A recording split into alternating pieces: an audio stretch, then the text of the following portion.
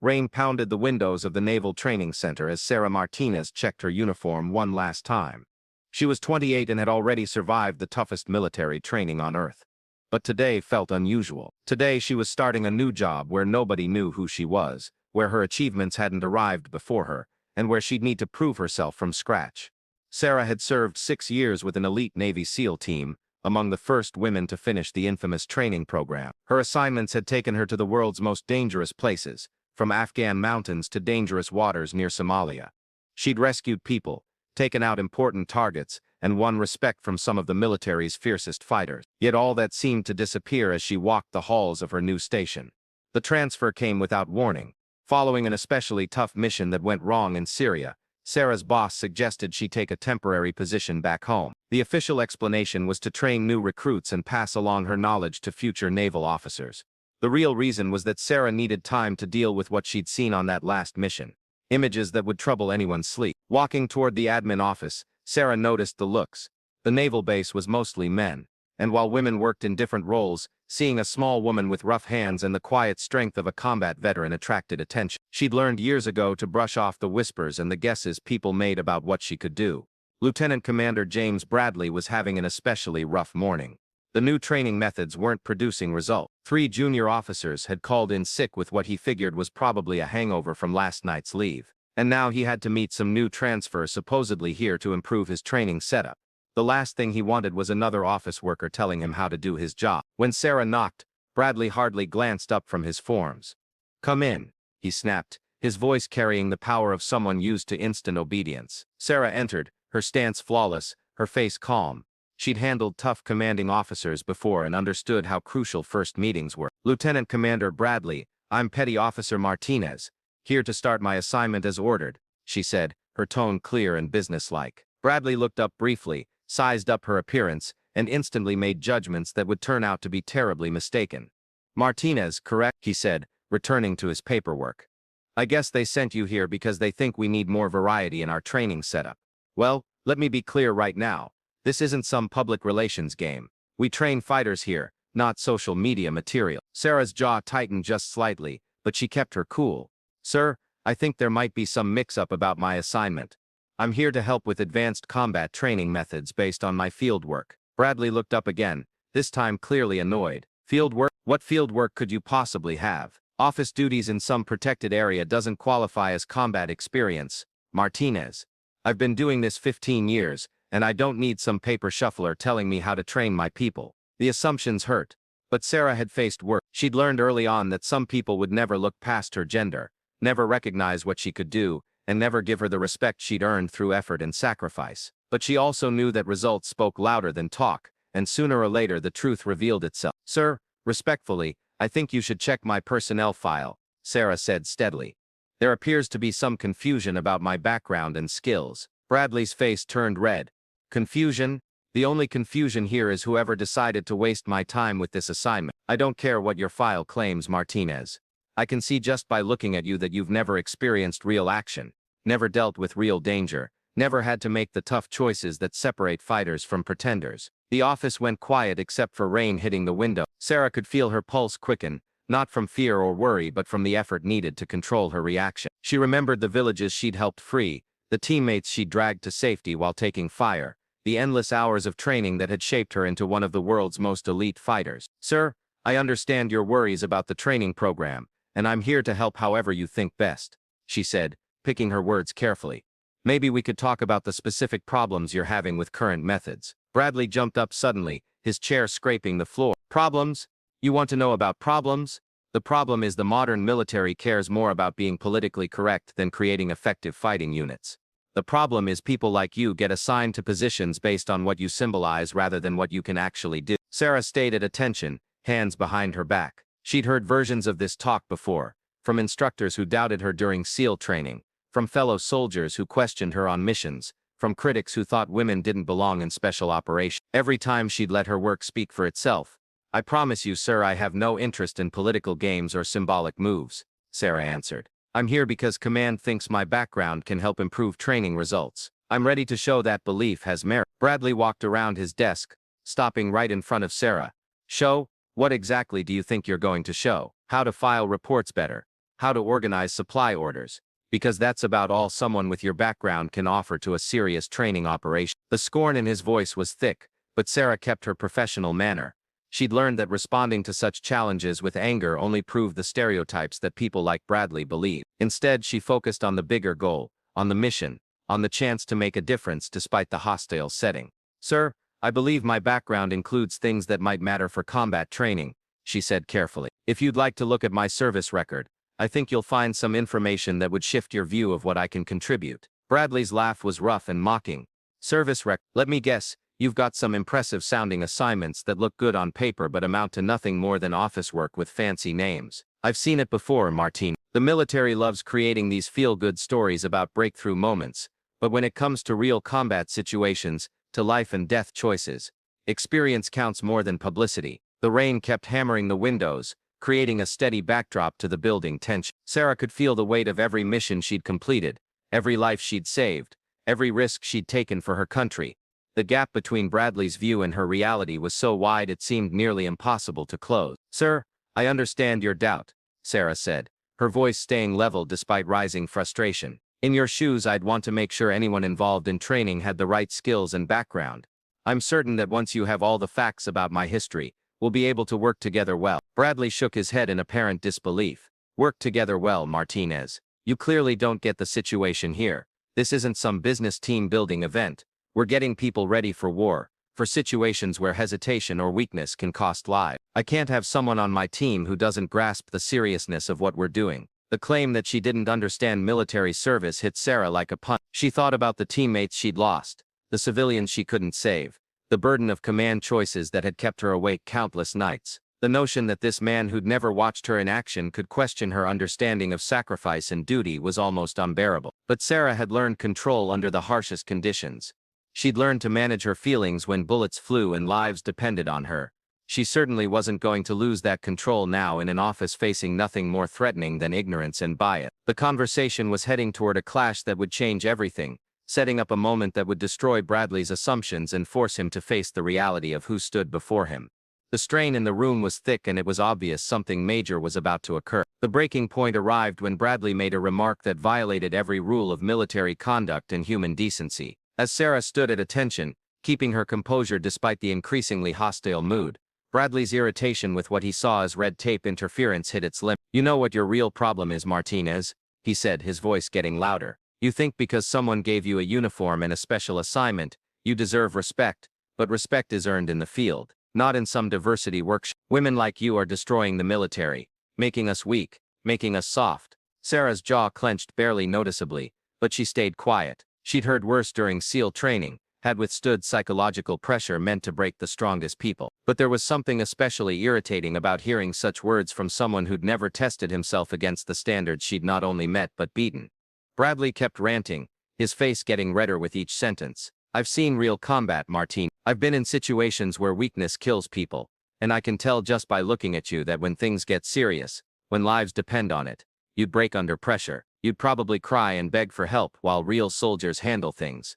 The insult hung in the air like battlefield smoke. Sarah felt something change inside her, a cold fury she'd learned to channel during the most dangerous moments of her career. She remembered the night in Kandahar when she'd carried a wounded teammate 3 miles through enemy ground, taking fire the whole way. She remembered the hostage rescue in Somalia, where she'd gone through the door first, facing automatic weapons with nothing but her training and will. "Sir," Sarah said, her voice still controlled but carrying a new sharpness, "I think this conversation has gone beyond professional talk. Maybe we should pause this until you've had time to check my complete service record." Bradley stepped closer, invading her space in a way clearly meant to scare her. "Oh, now you're going to teach me about being professional. You think because you've got some desk job background and a victim mentality, you can tell me how to run my operation?" What came next would be discussed and studied for months. Bradley, his face red with anger and his thinking clouded by prejudice and frustration, lifted his hand and hit Sarah across the face. The slap rang out in the small office like a gunshot, shocking in its suddenness and its complete breaking of every military rule about conduct between officers and enlisted people. For a second the room was completely silent. Sarah's head had turned from the force of the hit,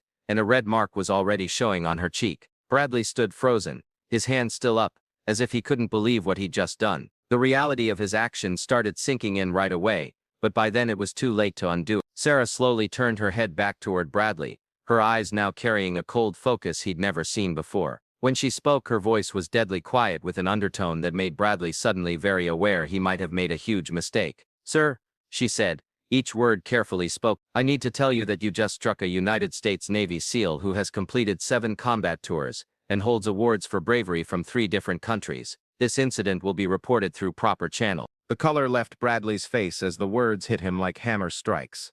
Navy SEAL. 7 combat tours. Awards for bravery.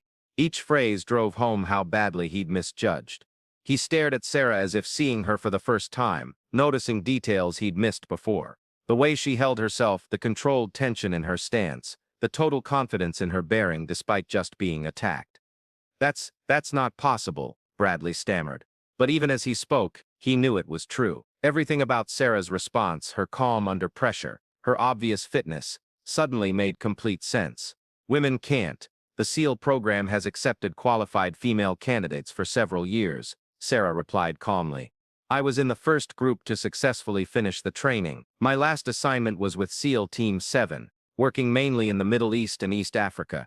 I've taken part in direct action missions, hostage rescues, scouting operations, and counter-terrorism work." Bradley sank into his chair as the full weight of his actions crashed down. He'd just physically attacked one of the most elite fighters in the United States military.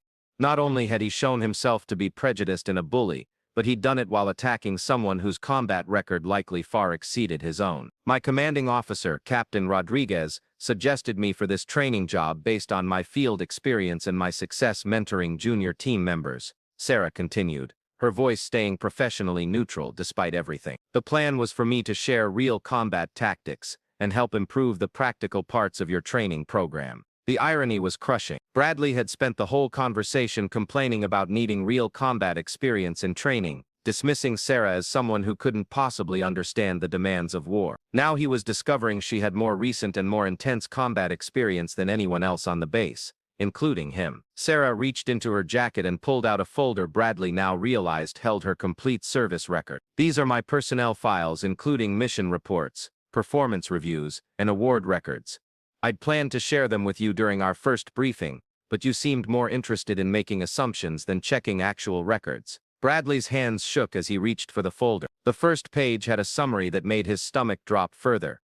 Multiple Bronze Star medals, a Silver Star for bravery in action, Combat Infantryman Badge, Parachutist Qualification, Combat Diver Qualification. The list continued, each entry representing achievements Bradley could only imagine. "The mission reports are classified, of course," Sarah said, "but the summary pages will show you the types of operations I've been part of." Captain Rodriguez felt this experience could help develop more realistic training scenarios. As Bradley flipped through pages, his understanding completely transformed. Mission after mission, operation after operation. Sarah had been involved in exactly the kind of high-stakes life-or-death situations he'd claimed she couldn't possibly understand. She'd faced enemy fire, made split-second choices, and consistently performed at the highest level under the most extreme pressure imaginable. "I don't get it," Bradley said weakly. "Why didn't you tell me right away? Why did you let me?" Sarah's expression stayed neutral, but something in her eyes made Bradley realize how completely he'd revealed his character. "Sir, I tried multiple times to direct your attention to my service record. You chose to make assumptions based on my looks rather than checking my qualification. That choice shows your leadership style and your judgment, not my communication ability." The statement was devastating in its accuracy. Bradley realized every assumption he'd made, every insult he'd thrown had been based on nothing but prejudice and ignorance. He'd revealed himself to be exactly the kind of officer the military was trying to get rid of. Someone whose biases interfered with his ability to spot talent and use resources well. "Look, Martinez," Bradley began, but Sarah stopped him with a gesture that was both respectful and absolutely final. "Sir, given the circumstances, I think it makes sense for me to request immediate transfer to a different unit. I'll be filing a formal report about this with the base commander, and I'm sure he'll want to investigate thoroughly." Bradley's career flashed before his eyes. Hitting an enlisted person was a court-martial offense under the best circumstance. Hitting a decorated Navy SEAL while making prejudiced remarks about women in the military would likely end not just his career, but his freedom. The military justice system took such incidents very seriously, especially when they involved someone with Sarah's record and standing. "Martinez, please," Bradley said, his voice now desperate. "I made a terrible mistake. I let my frustrations control me and I acted completely wrong. Is there any way we can resolve this without involving the chain of command? Sarah looked at him for a long moment, and Bradley found himself hoping that perhaps the discipline and skill that had made her an elite fighter might also make her willing to show mercy to someone who clearly didn't deserve it. But he also realized that hoping for such mercy while offering nothing in return was probably wishful thinking. The tension in the room had shifted completely. Where before Bradley had held all the power and authority, now Sarah controlled the situation entirely. Her next words would decide whether Bradley's military career continued or ended in disgrace, and both of them knew it. The balance had shifted so completely that it seemed almost impossible that just minutes earlier, Bradley had been lecturing her about understanding military reality. Sarah studied Bradley's face for several long moments, watching as the full meaning of his actions continued to sink in. She could see the fear in his eyes, the desperate hope that somehow this situation could be fixed without destroying his career. As someone who'd made life-and-death decisions under fire, she understood the weight of such moments and the importance of picking the right path. "Sir," she finally said, "what happened here today represents a serious break from military rules and basic human decency. However, I also understand that people can make mistakes when they're under stress or dealing with frustrations that have nothing to do with what's happening right now." Bradley leaned forward slightly, sensing Sarah might be offering him a way forward that didn't end with court-martial proceedings. But he also heard something in her voice that told him any such path would come with serious conditions. "I'm willing to consider not filing formal charges," Sarah continued, "but only under very specific terms. First, you need to understand that this incident has shown serious problems with your leadership approach that go far beyond what happened to me today." She gestured to the chair across from Bradley's desk, and he nodded frantically for her to sit. For the first time since entering the office, Sarah sat down, but her posture remained alert and professional. "The assumptions you made about my abilities weren't just wrong, they were dangerous," Sarah explained. "If you're making similar judgments about other people based on surface traits rather than actual skills, you're hurting the effectiveness of this entire training operation." Bradley nodded eagerly, desperate to show he understood how serious this was.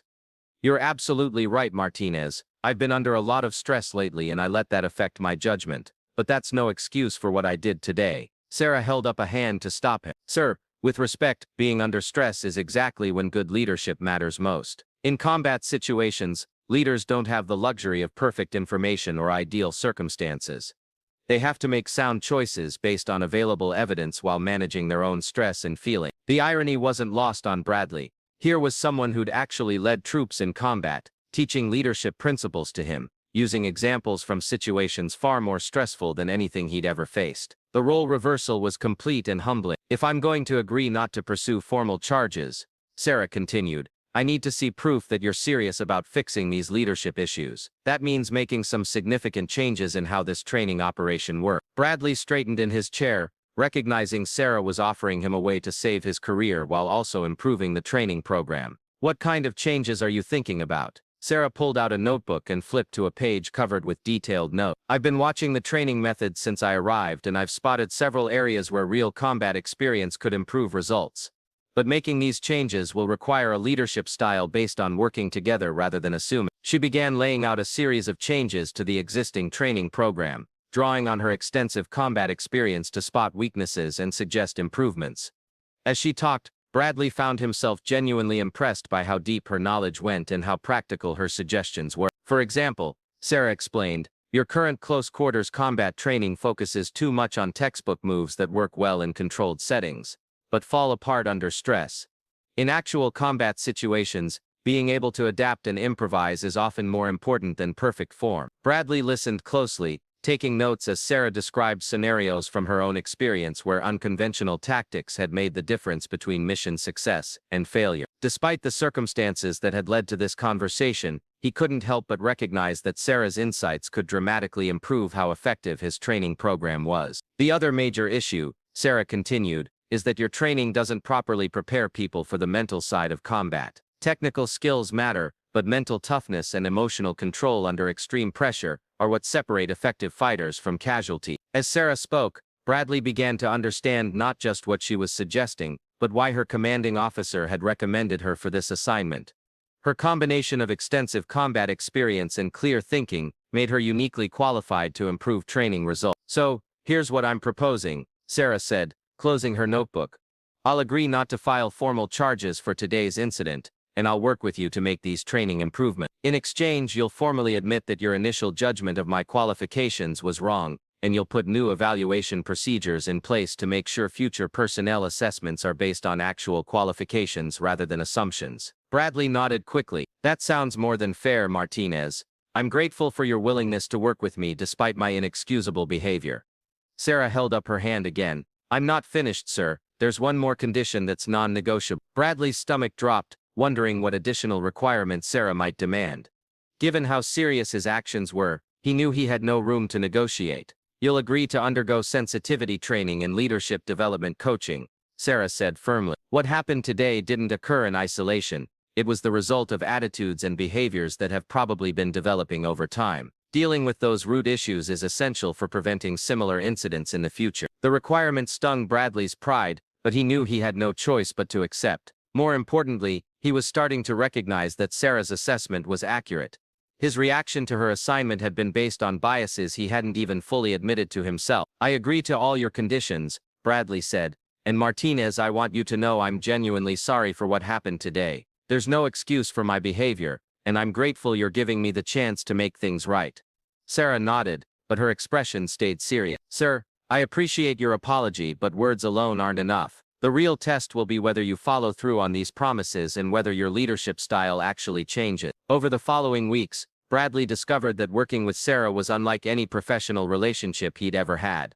Her combat experience brought a level of practical knowledge that changed every aspect of the training program. More importantly, her approach to leadership and team building challenged him to examine his own assumptions and biases. Sarah introduced training scenarios based on her actual mission experiences, creating realistic stress environments that better prepared trainees for the mental demands of combat. She put peer review systems in place that helped identify natural leaders regardless of their background or appearance. Most significantly, she showed through her own example how effective leadership combines strength with humility, confidence with openness to new ideas. The change in Bradley's approach was gradual but clear. He began asking for input from people he'd previously dismissed. Recognizing that valuable insights could come from unexpected sources, he implemented review procedures that focused on performance rather than preconception. Most importantly, he began to understand how his own biases had limited not just his effectiveness as a leader, but the potential of his entire team. The training results improved dramatically, graduation rates increased, and feedback from units receiving the newly trained personnel consistently praised their practical skills and mental preparation. The success of the program drew attention from higher command levels, leading to Sarah's recommendations being put in place at other training facilities. 6 months after their disastrous first meeting, Bradley and Sarah had developed a professional partnership that served as a model for effective military leadership. Bradley had completed his sensitivity training and leadership development program, emerging as a more effective and respected commander.